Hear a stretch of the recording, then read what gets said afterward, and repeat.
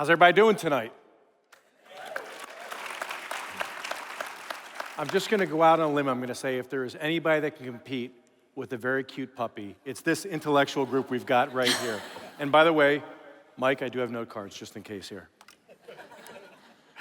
Well, look, we are so excited, and Casey hit on it. This session is in reference and in the theme of our present moment. And when we think about that present moment, I think all of us in the room would probably admit was one of the questions AI asked us yesterday, and everybody put their light up. Who in the room is dealing with something that feels almost like a Herculean challenge? And we're living through a time as well where we've got expanded access to science, balanced against heightened pressure and distraction and confusion. And then we're also at this incredible period in which we have accelerated transformation in health and human performance. So to help us sort all of this out today, thank you, Dr. G and Andrew. We appreciate you being here. We're gonna have some fun, right?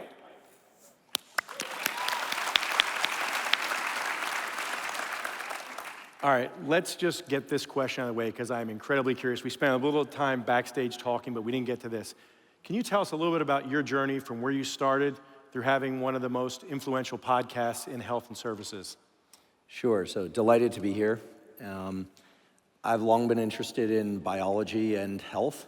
I got involved in exercise and also my interest in animals, my interest in cells, my interest in the brain goes way back. My dad's a scientist, and when I was 6, he told me that one of the most important puzzles was how the brain works. So I said, I'll do that I'll work on that without understanding what that really meant. Went through various trials and tribulations. I wasn't a terribly good high school student, was distracted by various things, but then in college really got hooked on the then very nascent field of neuroscience. And at that point, it was that was all I really focused on. I ran, I lifted weights, and I studied the brain.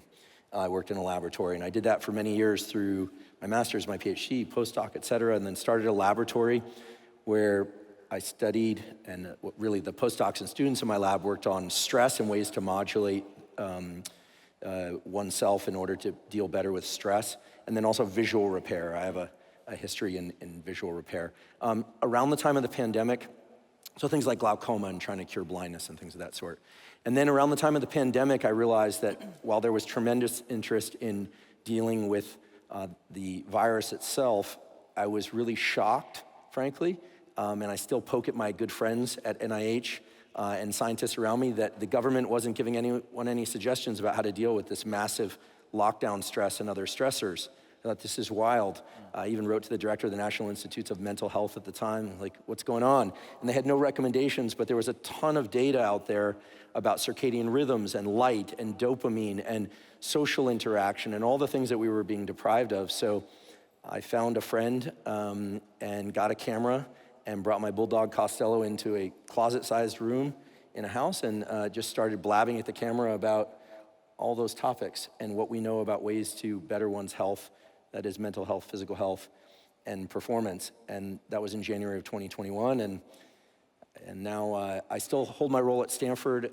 I teach. I no longer do research in my lab at Stanford, but I podcast twice a week, and we're still in it. So this just kind of happened as a natural feature of the things I was interested in, and really a care for the world. I don't have to remind all of you that tax dollars paid for all of that research. I thought, this is absurd, all this money going to all this research, and it's all sitting in electronic files, and people need to know about the practices that they can use to really self-direct their improvements in mental health and physical health. And that's still the primary mission of the podcast. I think a lot of us that have listened to your podcast and frankly picked it up just in the short time we've been chatting, communication is critical, and you've obviously done a great job in communicating sometimes very complicated themes to the general audience through your podcast. Those of you that listen to the podcast know there are these big themes that you traditionally deal with. One of the questions, at the risk of repeating things folks have heard, is dealing with motivation and energy. And I feel like a lot of that starts with the start, the morning routine. So what does that morning routine look like to you nowadays? And does it alter at all? Because I know there's a lot of us in the room that tend to wake up in a different hotel bed because you're traveling all the time. How's that change when you're on the road versus when you're home? And do you try and keep it the same as much as you can? Yeah, well, I do strive to keep it the same, but I, like everyone else, struggle with that. Yeah. I very much practice what I preach. And so, I mean, I'll probably go into the grave still talking about the importance of getting morning sunlight in your eyes. And if you don't have access to it, then bright light from another source can partially suffice. But really, I just want to emphasize just how important this is for everything else that happens that day and night. So when I wake up in the morning, obviously I use the restroom and then I drink a glass of water. I think that's one thing I'll point out is that one of the most underrated tools to improve mental and physical performance is hydration. And I think a lot of people think, well, if I'm gonna be drinking a lot of water, then I'm going to be excreting a lot of water, more trips to the bathroom. Look, it more than offsets the improvement in brain function. And we're not talking about dehydration to the point where, you know, your skin doesn't retract if you pinch it and your ankles are swelling. That's more extreme. Even a slight degree of dehydration really impairs brain performance.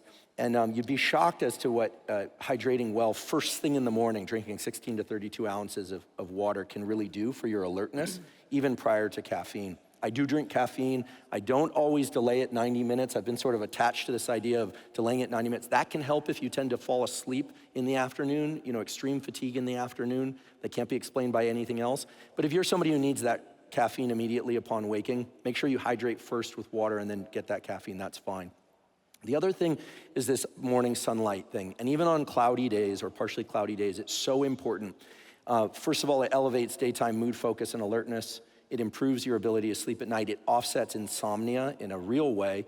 And without doing an entire podcast about this, I just want to touch on like 2 or 3 things really quickly about why this is such an important practice. But first I'll tell you how to do the practice. You want to take your sunglasses off, brimmed hat off. Ideally, you face in the direction of the sun. You're not going to stare at the sun, obviously. You need to blink as needed to protect your eyes. And on a clear day, it probably only takes about 5 minutes of doing this. On a cloudy day, if you can stay outside a little longer, even if you have to do some calls or things or take your coffee outside or pace around, bring your dog, bring your kids outside. It's good for them too. Here's the most interesting thing I believe about this whole sunlight thing. In addition to it setting your circadian rhythm to make it easier to fall asleep later that night and sleep more deeply, in addition to it waking you up by increasing your cortisol response, which in the morning is a good thing. We've all heard of mitochondria, which are the so-called powerhouse of the cell. They fuel the energy of your cells. If you've ever wondered why you get more tired as you get older and why kids run around like crazy and have so much energy, it's because their mitochondria are very functional in comparison to the mitochondria that we have as we age.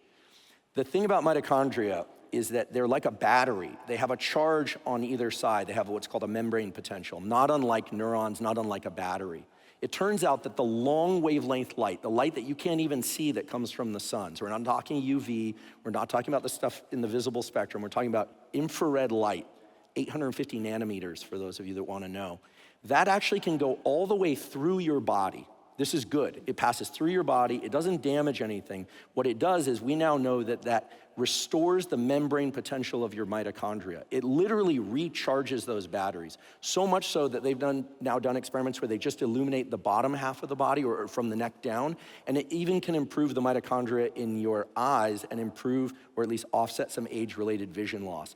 The more we learn about aging and energy and health and vitality, the more we realize that mitochondrial health is the critical feature. And while there are a lot of routes to mitochondrial health, and there are even more things that can damage mitochondrial health, getting that long wavelength light that comes from sunlight, so beyond red, so infrared light, getting that into your body, and yes, it even goes through thin clothing, so you don't have to stand outside naked in the morning, so you can adhere to cultural standards.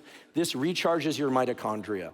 So that's the reason to do this, if not first thing in the morning, certainly later in the day if you get the opportunity to do it. And it just does so many things that once you head back inside, 2 or 3 days of this, and you're gonna notice that you actually have literally more energy. It's not mysterious, it's not woo, it's not fantasy, it's not placebo. This is indeed a charging up of your mitochondria.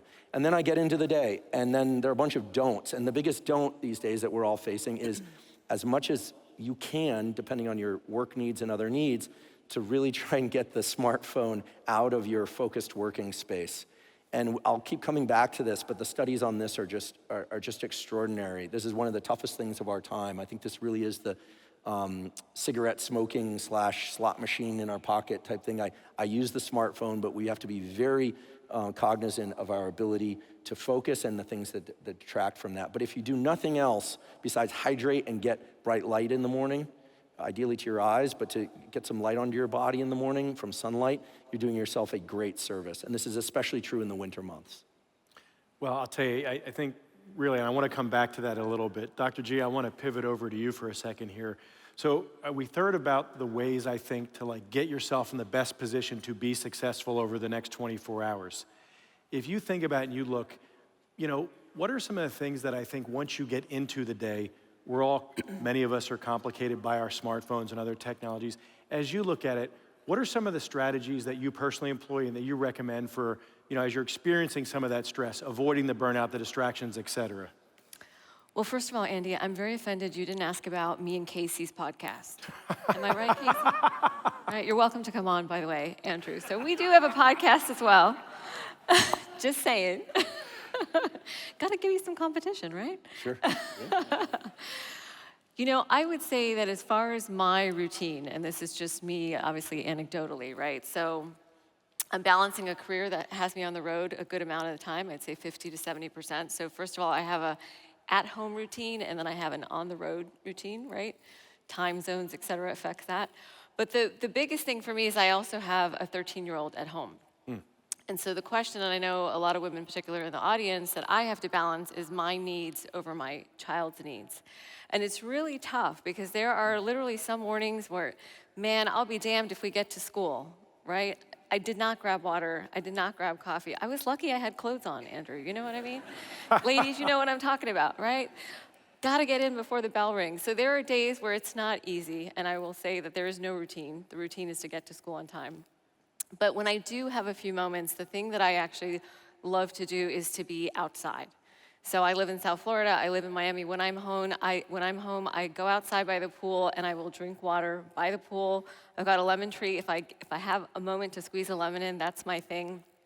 I'm not a big coffee drinker. I'm from South Asia. We're big on chai, and so we do a lot of spices in the morning. I've got cinnamon, cardamom, you name it, it's in my chai. I'm married to a white Jewish doctor. He can't handle it, but I'm a happier person for him and for me if I can pull that off in the morning. And then what I would say is when I have meetings that are back-to-back and when I am traveling, the one thing I do, because I'm not by the pool, I'm not by all my ingredients to make that home chai that really gets me going in the morning, is music. For me, it's music, and my access to nature is the window. Sometimes that's through the plane window, right? And sometimes it's my hotel window, but I find a lot of peace, and it kind of brings me back to my routine at home. And unfortunately, yes, I have to drink coffee when I'm on the road, usually just a dark black. But those are really the simple things that I do, Andy. Again, not anything super sophisticated, but it's simple, and it's always served me really well. Well, I think you and I are alike in the music thing. Maybe different genres, but I think alike on that. So I want to go back to something you were saying. I'd love to get both your perspectives on this. So we're going to pivot a little bit and talk about focus, fatigue, and mental clarity right now. And you hit on something, and I want to do a little bit deeper dive on this, and that was, getting the smartphone outside of your workspace. On one hand, I think we're all incredibly reliant on the smartphones to do the jobs that we've got, whether it's a Lumi or Chat GPT or whatever the case might be. But you also hit on something else about, I think, the response with dopamine in getting that. So can you talk a little about, what is dopamine? How does that play into it? And then I've got a follow-up question for you, Dr. G, on that. Sure. So I want to be very clear. I don't demonize the smartphone. I'm on social media. I teach on social media. I, like everyone else, have a mild addiction to social media if I interact with it. I wouldn't call it a full-blown addiction in the sense that if I don't interact with it, I can notice how much better I feel, and I can just drop back into it as a groove that is eventually becomes detrimental to health and relationships in ways that are subtle, but I think powerful over time. I think for me, one of the most important, I hate the word hacks, but one of the most important things that I've done in the last 12 months is I took an old phone as I was renewing my phone, and I put social media on the old phone, and I don't have social media on my other phone. If you send me an Instagram post or an X post, I don't see it. I can't go to it from my text phone.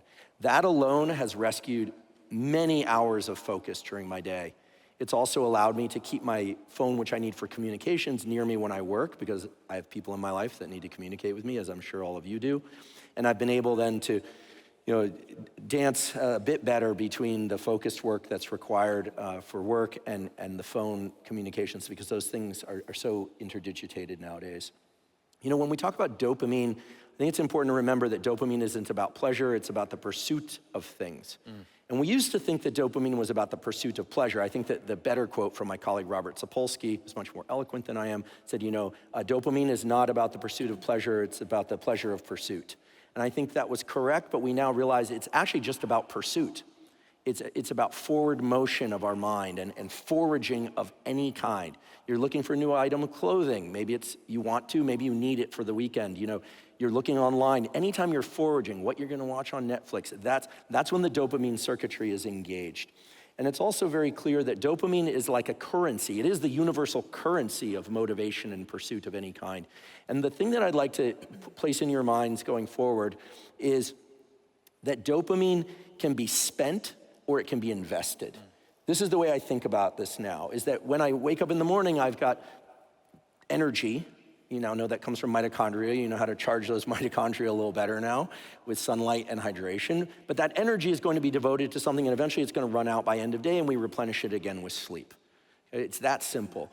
So I'm going to spend that currency that is dopamine on things like getting sunlight, because that's an investment. I'm getting more energy, right? Within minutes, you have those mitochondria charged up. You have the improvement in sleep. So it's an investment with my dopamine. And while this might sound like really ultra nerdy, and yes, I was born and raised in Silicon Valley, I really think about it in this way.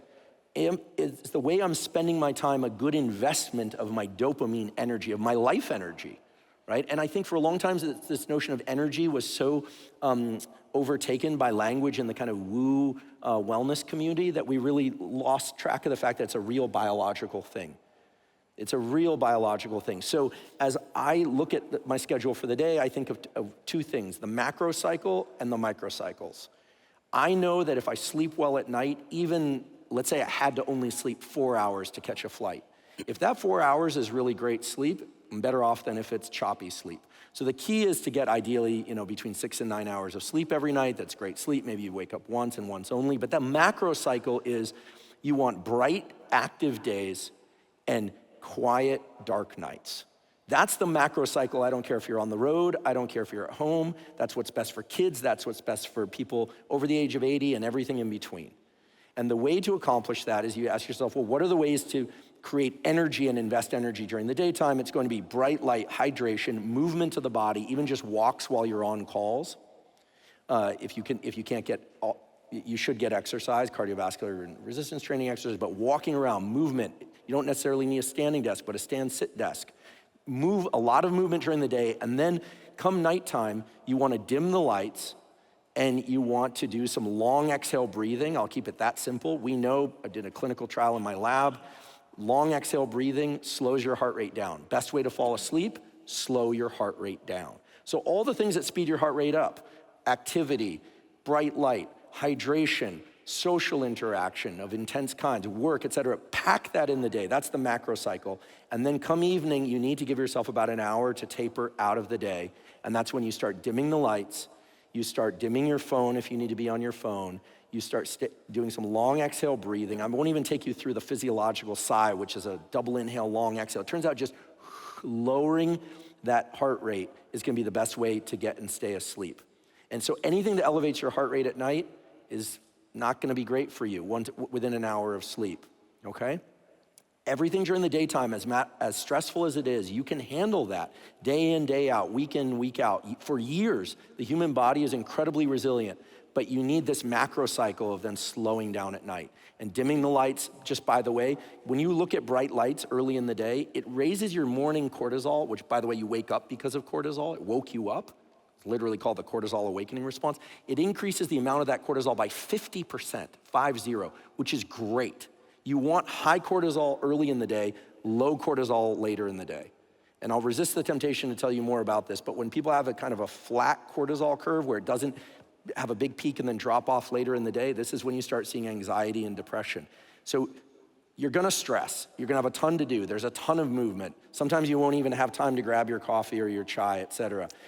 You can lean into all of that, but the darker and calmer your nights are, the better you're gonna be able to re-engage in this macro cycle. Dopamine is the thing that exists within that, and so we could talk about the microcycles within that, but I'll just stop there because I think there's a lot, and if we have time, we can get back to the dopamine microcycles. But if you do nothing else besides the other 5 things I've told you and lower your heart rate at night, you're doing yourself a great service. And it's literally as simple as just deliberate exhales. By the way, if any of you measure your HRV, your heart rate variability, guess what? The basis of heart rate variability is a signal from your brain to slow your heart rate down. It's called respiratory sinus arrhythmia, which sounds bad, but this is a good thing. It's the engagement of your parasympathetic pathways, the vagus nerve. That's a bunch of nerd speak for long exhales, slow your heart rate down, and will increase your heart rate variability while you're awake. So your HRV score will go up, that's good. Your resting heart rate will go down, that's good. And during sleep, just by doing these exhales when you're awake, 2 or 3 long deliberate exhales before sleep, your nighttime HRV will increase. So these are powerful things that we evolved to do, and there's no way around them, and you can take control of them quite easily. You know, it's really interesting what I think, and if I could boil down a couple themes, there's this incredible amount of like intentionality, I think, in what I hear you recommend broadly, and having an awareness of the outside stimuli, but being intentional about the things you're doing to kind of keep some of those things that might be hurtful away. Dr. G, I think one of the things I know about you is like, you know, big part of your focus is the right use of technology, making sure that information that we're getting into us is the stuff that's actually gonna help us be more successful. When you think about the technology elements of it, what are the things that excite you when you think about how technology can help us address not only the mental stress side of it, but making sure that we've got the right information to make the right decisions so we can be intentional about the things that we're doing to improve our lives? Sure, you bet. So I think what you're asking me about is burnout, right, Andy? That was Andy's code word for asking me about physician burnout, because too often when we think about technology and its role in a hospital system, the intention of it, right, the intention of it was to optimize the staff, optimize the patient experience, optimize the energy, right? But too often we have used the technology against clinicians and against patients. And so what is the best way to optimize a health system? It's to do what the original intention of the technology was, and often it's simplicity, right? Technology's biggest promise to us, AI's biggest promise to us, is to make the complex simple, not complicate the simple, which is actually what we've done when we look at health systems, right? We should be automating manual data entry tasks. We should be automating prior authorization, right? How many docs do we have in the room? How many nurses in the room? How many of you went to school to do prior auth? 0, right? So when we think about efficiency, when we think about simplicity, this is the biggest promise that technology has to offer us, but it really first starts with understanding our staff, understanding how to optimize their energy, and let's face it, we got the same mitochondria as everybody else in the room, right? From what Andrew told us. And what we have to understand is we have not normalized the fact that the workforce is the heartbeat of the hospital, and one of the major inhibitors of productivity and good decision-making and being efficient is actually the systems that we've put in place. And so I think continuing to study that, continuing to understand that, and when we think specifically about decision-making, alert fatigue is a thing. Alert fatigue is real. I mean, I can ask you all a very simple question. Do you need an alert from the technology in front of you to tell you giving Xanax and Valium and Percocet at the same time is not a good idea? That is what doctors get. I'm a rheumatologist. We deal with a lot of pain medications, right? Alert, alert, alert. I don't need that alert. I know that. You guys don't need that alert. You know that. But it would be really helpful to have a clinical decision support tool at the bedside that said, hey, Dr. G, this patient in front of you, this is a reminder of how bad their renal function is, how bad their liver function is. And this particular combination, you need to adjust the dose. So there are nuances to the way that we have to think about how to simplify tech, how to optimize efficiency, but ultimately also bring the motivation and the energy and the happiness of being a doctor again to the table. So I want to shift a little bit, because I think one of the things we're talking about here is what does the power of change look like? And what you're talking about is appropriate, like the right kind of changes, which is just interesting, the observation. The alert fatigue is actually the opposite of the dopamine fiends that we get from, like the slot machine pool, if you will. That gives you that little bit. It actually has the opposite, where you feel a little negative when you get those alerts. But at the end of the day, we've got this incredible power to change. One of the things that I know you talk about is neuroplasticity. And can you talk about why that's such a powerful concept? Yeah, so neuroplasticity is the ability for you to change your nervous system in response to experience. Neuroplasticity, broadly speaking, is anything that changes your nervous system. But generally, when we hear the word neuroplasticity, it's what we call self-directed or adaptive plasticity, things that you want. And here I have to be an academic for a moment and just, my scientific great-grandparents, David Hubel and Torrance and Wiesel, won the Nobel Prize for their discovery of so-called critical periods. These stages of development that in humans spans from about 0 until about age 25. These aren't strict cutoffs. It's a strict start, but it's not a strict cutoff. As to when your brain is highly plastic, when you're a child and a teenager and a young adult, for better or worse, everything you experience shapes your brain and your anticipation of what's likely to come next and your emotional responses. There's some genetics involved too. Nature and nurture are always in balance. But what David and Torsten got right was that the brain is incredibly plastic during that time. What they got wrong is that they asserted that after age 25, your brain can't change. And everything we know from work subsequent to theirs is that they were badly wrong about the second part. They deserve the Nobel Prize, we'll let them keep it. Torsten's still alive, actually. He's in his late 90s, still jogs and paints, and he's still cognitively very sharp. But they were very wrong about the second point. And it turns out that you can modify your brain to your liking, essentially, at any stage of life. There are some requirements, however, that are different than the requirements early in life, and they are the following. To learn something, you need to be alert, right? You can't really learn in sleep, unfortunately. You can't learn by osmosis like the Garfield cartoon. And there's a cartoon of Garfield rubbing a book on his head that I liked very much as a child. So I remember the cartoon because I was very neuroplastic, but it turns out not to be true. You need to be alert. You need to be focused. This is the key. We'll return to focus. And then you need sleep, in particular rapid eye movement sleep, which is when the actual brain rewiring associated with learning occurs. So it's a two-stage process, really. You need to be alert to be focused, and so you need alertness and focus. And then you need deep sleep, or what we call rapid eye movement sleep. Rapid eye movement sleep, or REM sleep as it's called, tends to be more abundant in the second half of your sleep night. I want to give you a little bit of ease if you're somebody who only gets or can get 6 hours of sleep or can get by on 6 hours of sleep. That's fine. You're not gonna live a shorter life unless you really need 9 hours of sleep. Most people do fine with about 6 to 8 as they get into adulthood. Some people get by on less. You can compensate by getting a little bit more the next night, but you don't really want to deprive yourself of sleep much more than that because you want this REM sleep. Neuroplasticity is basically your decision to say, learn how to navigate stress better, which for you, I can just suggest would be if you're in high demand life, which you all are, try and just capturing a few deliberate long exhales to lungs empty a few times throughout the day, just when you remember to. 2 years ago, I used to say you should do a physiological sigh. You should do 2 inhales followed by a long exhale. Set aside 5 minutes a day, and we've shown, and we have data, and we publish the data. Listen, the world's not like that anymore, I realize. A couple of times a day, just covertly, a long to lungs empty exhale.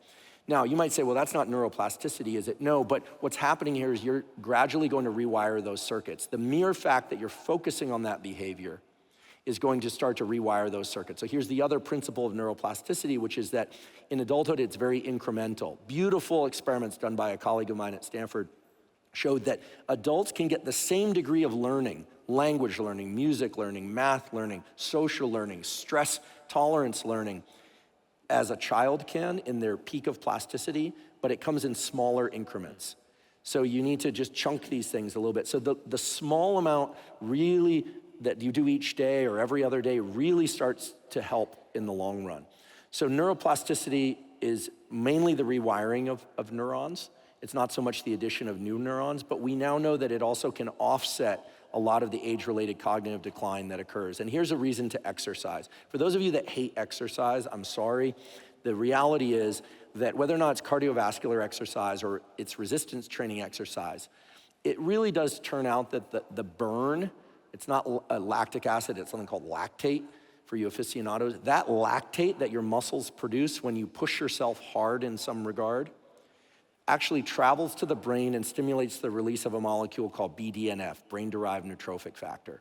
There's something about the body signaling the brain, hey, this is stressful, this is different, even if it comes from exercise, that then when you go back to work and you're working, you're like, oh, I already did my workout and I'm tired. Wait, I'm gonna just do a couple long exhales.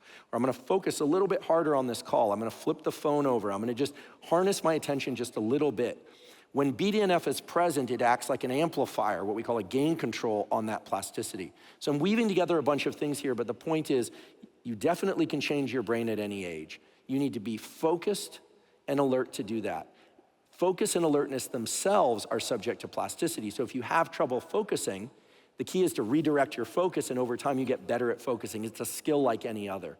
And then really one of the most important roles of exercise, in addition to being good for our heart and our metabolic health and all these other things, is that if you do even brief, like nowadays you hear about exercise snacks, 10 air squats, a quick walk, this stuff really matters for modulating your blood sugar response. But getting some exercise, ideally 3 to 6 times per week, but even if it can just be 3 or even just 2, where you're safely, obviously, warm up, et cetera, pushing yourself to where you get a burn in the muscles and you're fatigued, that is really establishing signals to your brain that make your brain more plastic for cognitive learning and for offsetting cognitive decline. And I think, if one of the most important things to come out of the exercise science in the last few years is that the exercise science is beneficial for the brain, not just because of blood flow and it makes you feel good and it makes you better at handling, fuel from food, et cetera. All that's true, but that this lactate, that burn that comes from high intensity exercise that really wakens your brain up to plasticity again, and that really can't be understated. So to the extent that you have to ease into it if you haven't done it for a while, but find an exercise that you can perform safely, that you don't absolutely despise, and then try and do that at least 3 times per week, ideally more. These do not have to be long workouts, but what I'm basically saying is that the portal to neuroplasticity as you get older is really through physical movement of the body, which then brings about the conditions for you to be able to change your brain more easily. It's very difficult to just sit down and go, I'm gonna learn. It's very, very hard. And you can spend all day setting up the conditions with sleep, caffeine, nootropics. Then people start thinking they need to find some esoteric molecule to help them with this. That's not the way to go. The way to go is to do the right behaviors, little bits over time, and you'd be amazed within even 3 months of doing this sort of thing, like, wow, my focus and attention is so much better. My ability to learn, so much better. My ability to just attend to my kids and to my partner, so much better. And that's because those circuits for focus, they really can improve. You become like a ball bearing at the bottom of a groove as opposed to just kind of a ball bearing on a flat surface, just kind of wandering all over the place, so to speak.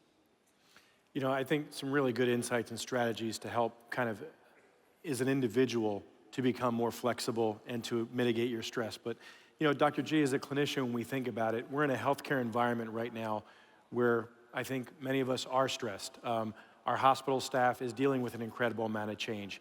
And the change is an interesting one in that as leaders, you're having to adopt the change and dealing with your own personal response to that, and you can always leverage the right strategies here.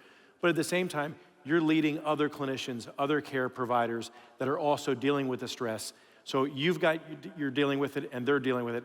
What are some of the things from a clinician standpoint you think about in trying to balance those two things, self-regulation and team management, to strive them to be the best? Sure, you bet. So, change management is very difficult, right? And technology in hospitals have largely have been the discussion around change management. And I think at the end of the day, whether it's just the general staff, the clinical staff, no one really fears change. What they fear is chaos, right? What they fear is this going to actually be worse than it is now? And so I think the biggest lessons in change management and understanding the context of which your staff is already stressed and working in high stress conditions is, one, to acknowledge that, right? And ground any change management at the enterprise level, number one, in purpose.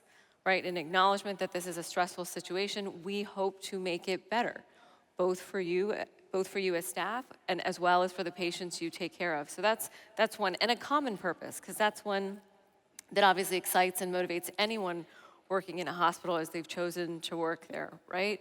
2 is clarity and articulation of the mission and the plan.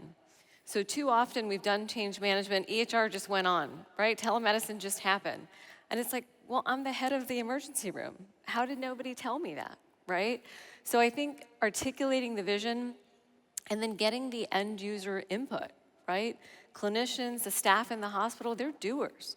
They get up in the morning and they are going to serve their community. And if they understand that being a part of the change is now their new role, that's exciting. That's exciting because they're already grounded in this common shared purpose, right? But we don't always articulate it that way. And we don't make the end user feel like they're part of the change. I mean, so much of what has happened wrong about change management is that we took a lot of technology and we did it to doctors, to nurses, and to patients. We didn't do it with doctors, with nurses, and with patients, right? We have to change the way we frame the culture, and then we have to back it up with strategies that allow for that, right? Getting them to be a part of the change, articulate when it needs to be agile, when it needs to be changed, or are there high stress times when this is not when you want to be producing these things? What is the right pace? I mean, I know hospitals that went on their EHR for every department all at the same time. That sounds incredibly stressful, right? As opposed to departments that went a department at a time. Started with medical, maybe then peds, surgical was the last, right? So there has to be a methodology and a pace at which you do change as well. But I think those are the biggest lessons learned. And the last one that I think we often forget in healthcare and medicine is leading with a little bit of vulnerability as senior leaders in the room, which is to say, hey, this is gonna be hard. Like, this is gonna be hard for me too, as your CEO, as your CMO, as your whatever.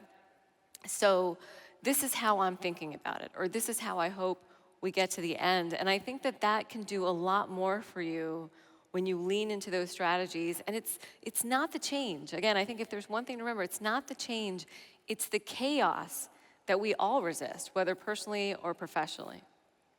You know, you're hitting on a really important point, and that's the stress and the resilience side of this. You know, one of my favorite quotes, and we were talking about boxing a little bit, is from Mike Tyson. He says, you know, everybody has a plan till you get hit in the mouth. And when we think about these strategies to deal with stress, to deal with change, and these high pressure moments, you know, I'd love to understand from your perspective, Dr. G, what are the things that you do to personally manage these stressful moments and these stressful situations that you find successful? Sure, so I'm not gonna pretend to follow everything that Andrew advises and is so grounded because it's simply not practical for my lifestyle at this moment, right? I think when my child leaves, I hope to do a lot more of this for myself. And we talked about this, right? Understanding the person and what motivates them. For me, having come from a medical training background, having been in school for 30 years, I remember one of the most high pressure environments that I was actually anticipating and trying to get my head around how I was gonna cope with it was the first code I ever had to run. So code blue, you all hear them in the hospital, whether you work in the hospital or not, right? When a patient is actively dying, has lost their heartbeat, has stopped breathing. And I remember being terrified of this moment before it even happened, but I knew it was just a matter of time before I was gonna be in charge of a code. Now, my dad happens to be an ICU physician, so I actually, discussed this with my dad, and he said, listen, the first thing you gotta do is you gotta change the context of the way you're thinking about the code. And he would say to me, remember, when a code blue has been called, the patient is already dying. There is very little you can do to bring them back to life, actually. And so you're already not actually gonna cause a lot of harm, even if you get the algorithm a little bit off, right? This is a bit of a Hail Mary when you're running a code. So that, the contextualization really helped me, because he basically said, you can only help. That would be your only function as the person running that code. Secondly, a code is very stressful. There's a lot of people in the room. Feels like half the hospital's in the room. You got respiratory therapy, you got the nurses, you got 3 other doctors coming in to help you do lines from surgery, et cetera. And it gets really noisy, and you also have an audience while you're running this code. So what really helped me was my dad telling me, you gotta focus, and you gotta understand that the audience that you're so worried about does not care about you. They're all thinking about the patient just like you. This is actually your team. This is actually the team that you are going to run this code with. They're not against you, they're with you, right? And they are just as attached to the outcome as you are.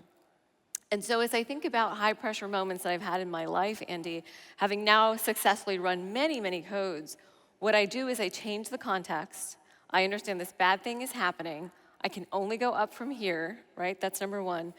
Number two is not caring about the audience. Whether you win, whether you lose, the audience has their own problems, right? You guys got problems, right? You don't really care about what's going up here as much as we do, right?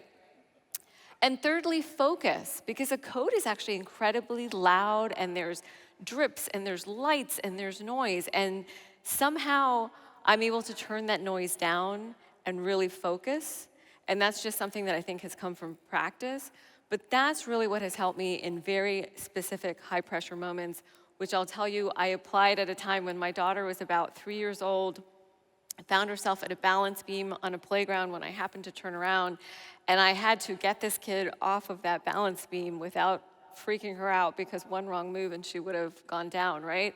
So it doesn't have to be a code in the hospital, but it could be anything in your life, and I did the same thing, which was to focus.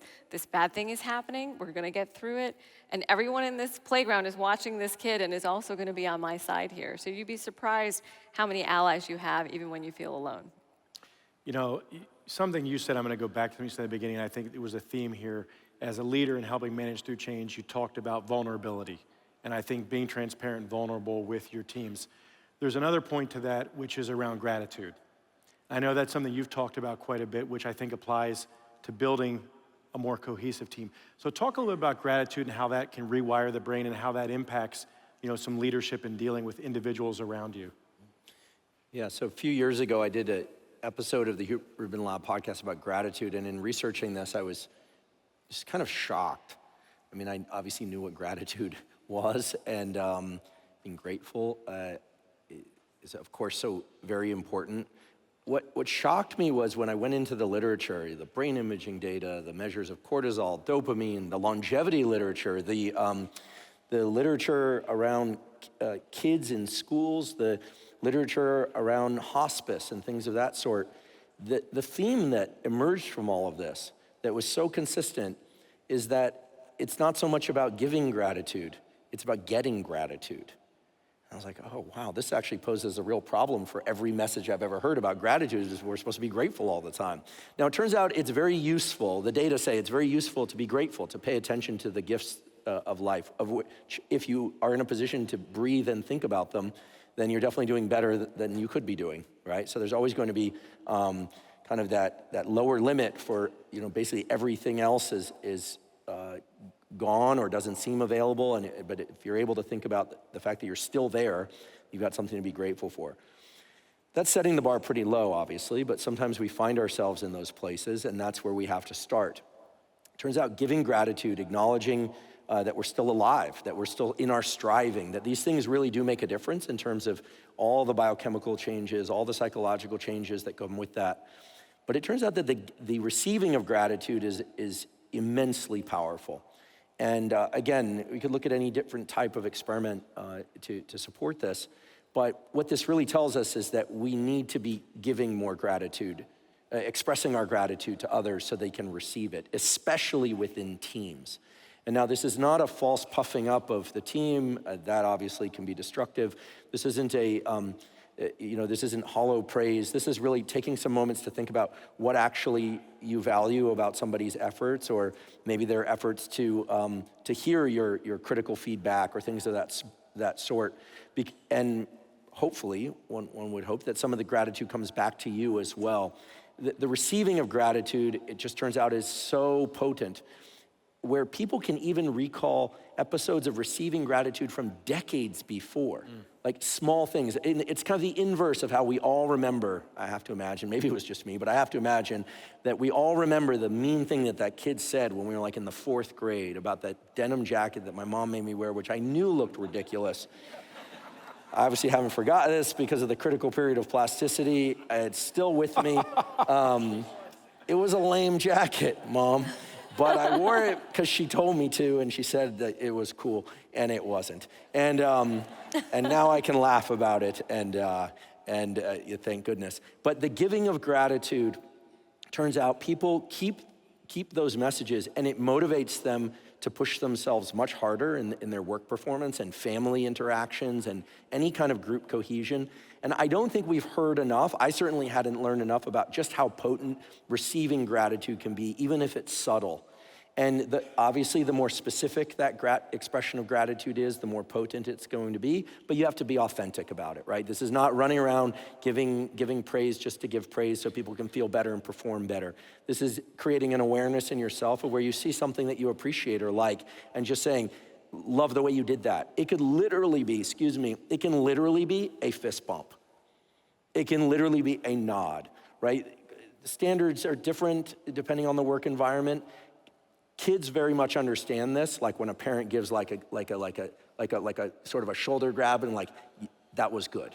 And these kinds of things that as we get older, right, depending on what the standards are, we tend to do less of this, and we tend to think more in terms of formal celebration and formal breaks. We think about letters, we think about plaques, all of which are very important. But I think along the way, it's the small but very real expression of gratitude received by you, and if you're giving it, by others, that, and by the way, this distributes to groups, that really makes a difference. And so that for me was just kind of an overwhelming takeaway from the literature. I was like, where am I gonna find the study where people sit in a brain scanner and think about how grateful they are and their brain lights up? Turns out that's the control condition, right? That's the control condition. It turns out when people receive gratitude, or here's the other one, when people observe others receiving gratitude, the effect is almost as great. It's really pretty striking, and it speaks to a whole set of things that we don't have time for about the social brain and the evolution of our brain circuitries, of how we achieve coherence in small groups and large groups. So, and by the way, this is the thing that you never see in social media, right? This is not the thing that you get when you go onto social media. It's something that I'd actually like to see more of. There are a few things out there like Upworthy and these feel-good accounts that, unfortunately don't get the reach that they deserve. I don't have any relation to those, but they're out there. But just, and this is, by the way, why we love our dogs so much, in addition to the fact that they're adorable. They're constantly giving us this feeling that we're doing something right. And so as a dog lover, I can't help but think that they've just sort of hijacked this circuitry, and they're so smart. So, yeah. So I have a comment. First of all, I just love that. I love that. And I loved your podcast on that. And I have to first say that I think my mom bought me the same denim jacket. So I feel you. I feel you. Thanks. So wait a minute. I'm from New Jersey. I might still have that gene. My mom's from New Jersey. Clear. I'm sure you New do. Jersey, so I'm maybe sure that's you what do. happened. I know Andy, and I'm pretty sure you do. You probably have it, tonight at Topgolf. But what the comment I wanted to make is actually one of the strategies to combat physician burnout, care team burnout, is actually gratitude. And I'll tell you where I saw it in real life. When I was rounding in the unit, we would do once a month, we would have like these cross-team rounds. It would be pharmacy, it would be case management, social workers, docs, nurses, everyone on patients who'd been in the unit and said number of days, 30 days, et cetera, and how we were all gonna figure out how to get them better. And the person who led that team, every morning she would start it off with and this was at a time when people wrote notes, right? There was an email, and it was always a note from a patient or a patient's family thanking the ICU team. And so she started the meeting off giving us that encouragement, that purpose, but it was from outside. It was from our patients, and it was just one of the most powerful motivators for the entire team. And you always left there pumped up, like remembering why you were there, even if you were tired, even if you hadn't seen the sun, like just all the things that weigh us down day to day. And so I just love that. It's a great story. Well, I think going back, one of the things we talked about, you're talking about the positive videos, and I think many of you have seen that video where it's a teacher, and every morning the students line up, and as the students are walking into class, the teacher gives them a compliment or shows them some gratitude, and the impact on those students and their ability to really be their best, it shines through. All right, we are actually coming up on time quickly here, but before we go to final thoughts, we're gonna go to what we've called the lightning round. So here's how this is gonna work. I'm gonna ask you one question, I'm gonna go back and forth, and you've got about 20 seconds for the answer for it. So we're gonna switch it up a little bit. So Dr. G, your go-to way to reset between back-to-back meetings? So walk if I can, ideally my backyard in the sunlight for all the reasons Andrew already went through with you, but to music. When I can't do anything else, generally I'm on a conference call like all of you, I will just flip on some music that's very calming, and that does magic for me. All right, Andrew, the most underrated performance enhancer. Hydration and horizons. If you can look out a window and see a horizon, it naturally puts your vision into panoramic vision, and we know that resets your ability to focus when you go back to a narrow focus like a screen. Super powerful. Dr. G, one change that you would make for care delivery that would instantly improve healthcare. Oh, I wish this was a keynote, not a lightning round, but in a nutshell, rather than just looking at efficiency ROIs, looking at human ROI, right? So the amount of time we look patients in the eye, what I call website manner, which is when we all did telemedicine, everyone started looking at our nose hairs, right? There are things we have to measure that measure the humanity of how we implement tech, and we haven't measured them for the most part. We find all of this out 5 years too late. Andrew, how do you train your brain to stay calm under pressure? Love this one. So I've started incorporating this into exercise. This is actually borrowed from the special operations community. So I'll do some exercise to get my heart rate up, and then I'll deliberately stop, and I'll do long exhales and try and calm my body and bring my heart rate down as quickly as I can, and then get right back into it. So you're literally just training the circuits for deliberate, rapid de-stress. And they carry over from physical to cognitive stuff. So when you're triggered, you just can drop yourself into that place of calm. You can learn it. Dr. G, what makes a tech innovation actually trustworthy to patients? So number one, transparency, privacy and security, cybersecurity is table stakes. I would tell you that the one person everyone trusts when it comes to their healthcare is their doctor. So having a doctor endorse said technology, said application goes a long way. And lastly, ethical design and transparency across the board, especially when we think about AI. Andrew, what's the most surprising thing about the neuroscience of motivation you've learned? That it's subject to plasticity, that you can literally learn to fall in love with process as opposed to outcome. That's the growth mindset thing is very real. It just means flipping the script on when when your muscles are burning, when your mind is stressed. My friend Jocko Willink talks about this. So this is good, and eventually you sort of get to a place where that becomes true. All right, Dr. G, we're gonna offer some really good advice for Andrew here. We know you've already published your book, and folks that are interested, it's a great read. Andrew was talking about he is in process of publishing a book right now. Number one advice to Andrew in publishing a book. Oh my gosh, number one, you gotta come on my podcast. There you go, come on. I'm happy to. Yes, I'm happy to. We got that on camera. Yes, we got I'm that on happy camera. to. Me and Delighted Casey's to. podcast. I think the biggest thing that I learned is I don't think you have a problem with this in the brief time I've gotten to know you. The more authentic you are, the more successful you will be. And it actually has very little to do with the publisher.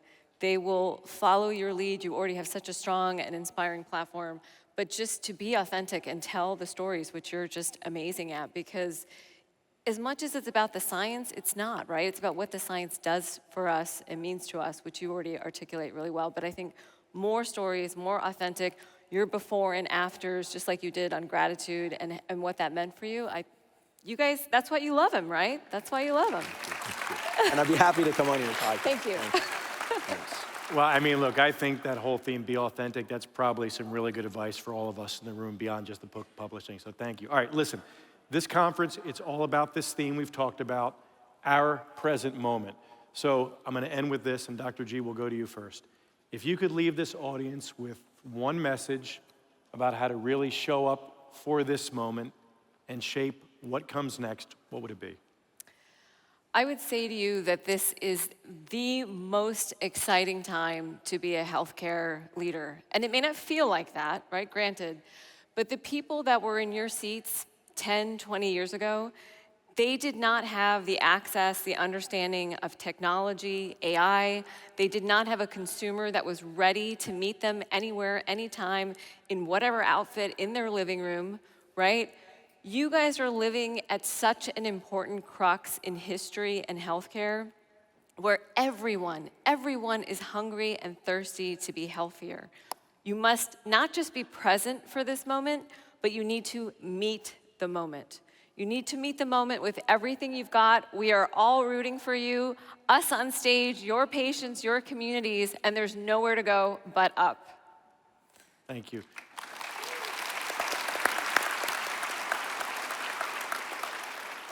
Andrew, final thought. What's your advice to being in this moment and shaping what comes next?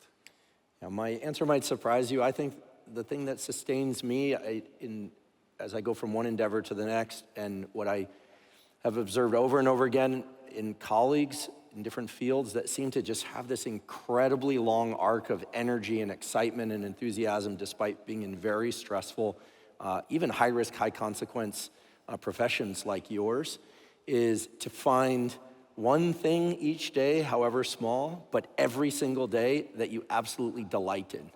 Just something.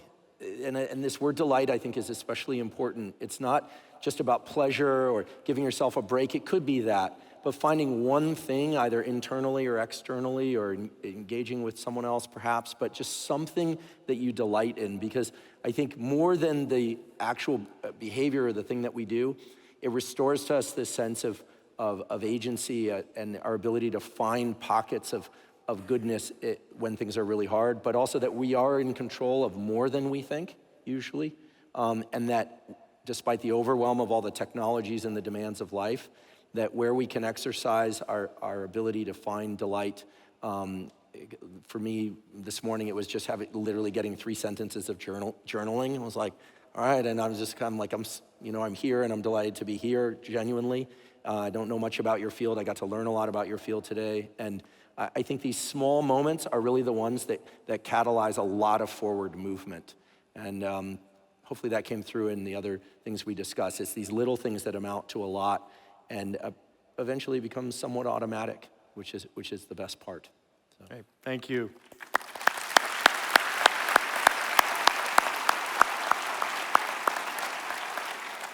So I just want to really thank our guests. I'm humbled to be here with 2 great thought leaders like yourself. You know, we're going to reinforce this theme. We're not just living through change, we are shaping it.